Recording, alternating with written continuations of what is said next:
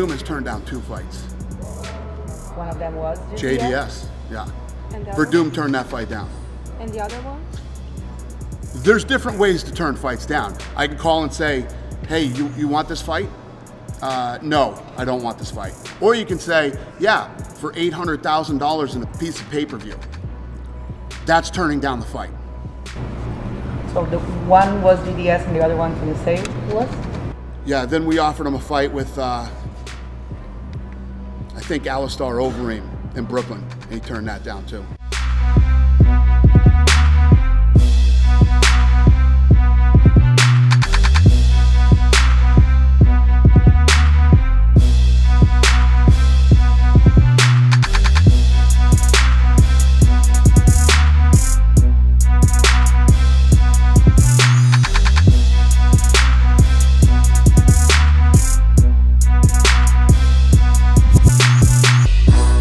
Mike Goldberg's final UFC is this Friday. Is that true? Or? That is true.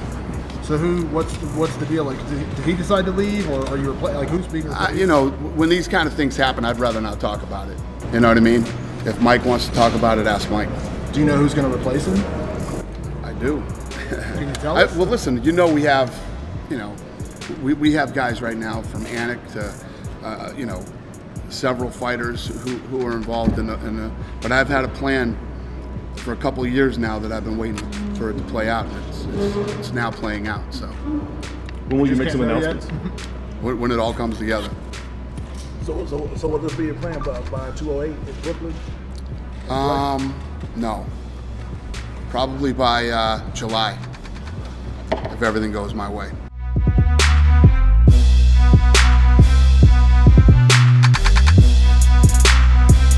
Ronda asked to, you know, from the day that this fight was made, she said, I'll do press. I'll do press leading up to the event, and you know, she went and did the talk shows and did all that stuff, and this is the way she wanted to do it. So I said, okay. You're not happy about this though, right? Like, this is not an ideal circumstance? No, it's definitely not ideal. It's what she asked for, you know, and I said, like I said, back in the day,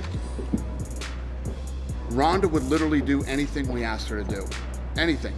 And if the guys wouldn't do something, she would pick up the ball and do it herself. So for her to ask for something like this, how can I say no to that? Will you let her keep doing this if she wants it for another fight? No. This is a one and done.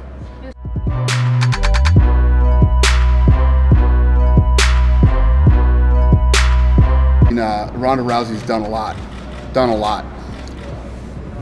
Done more media than anybody ever in the history of this company. Major media that nobody else could get, and she did it all. And this is something she asked for. It doesn't open floodgates, it doesn't change anything. If somebody shows up, doesn't want to show up for a press conference, I'll pull them from a card again.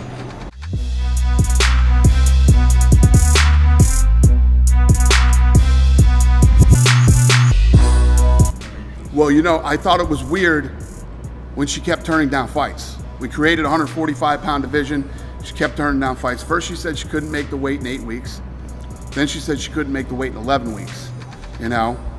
And, you know, if she was having health problems that were that bad, she should have brought it to our attention. And, you know, when she kept turning down fights, when that thing came back, I wasn't shocked. It made more sense on why she didn't want to fight for the 145-pound title.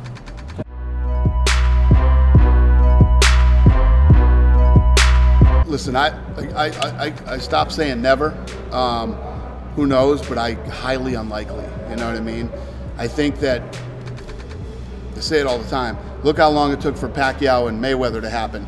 Those guys are in the same sport. There's nobody better at staying relevant when they're not doing anything than Conor and Floyd. They're both masters. Does that irk you, the fact that people keep talking about this? Nah, listen, it did bother me until I bumped into 50 Cent and he told me that Floyd really wanted to fight him.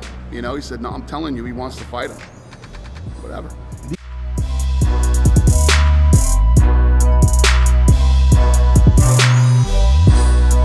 What about the reports about Khabib and Tony potentially fighting in Russia? I'm not sure what timeline that would be, but also for like an interim title. Yeah, that's not true. No, that's true? No. What about the interim title part? What I did say, yes, that's true. So we were trying to make that fight. Tony said he will not do that fight unless he makes the same exact money that Khabib makes. Khabib has a different deal. So that ain't happening. So count that one out. And it was never supposed to be in Russia.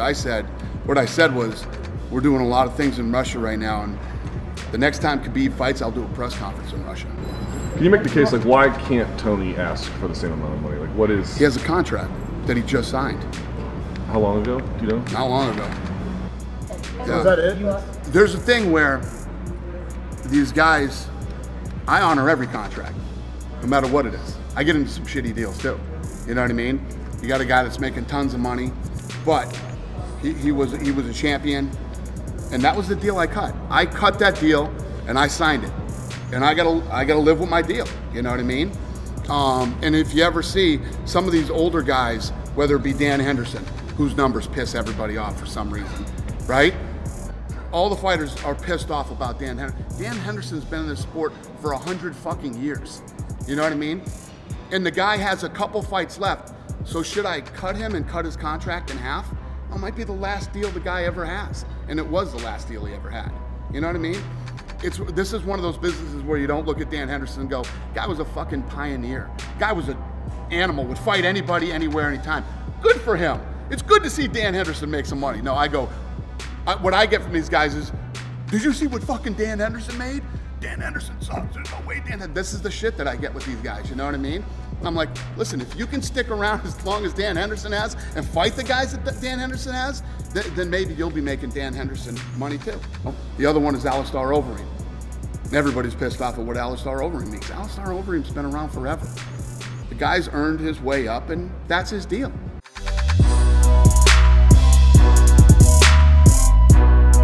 But is it true that Jose Aldo is trying to move up to lightweight division? No. Would he? Yes. He was saying that. He was saying that he asked for Khabib He did ask for Khabib. and for you. No, he asked for Khabib. He wanted to fight Khabib. Because Khabib's looked at as the guy in that weight division. He wanted to fight him.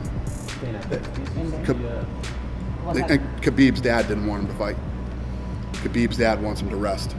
But is it true that he wants to fight for the light heavyweight interim title?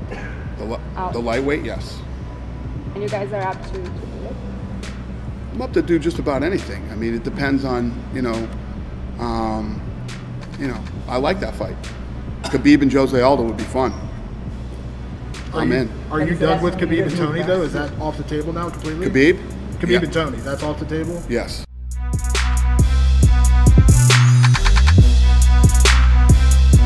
He has complained, though, like that you and the new owners of the UFC haven't flown to see him yet. What is the status of that request and/or potential meeting? Yeah. When Conor's ready to talk, he knows where I am.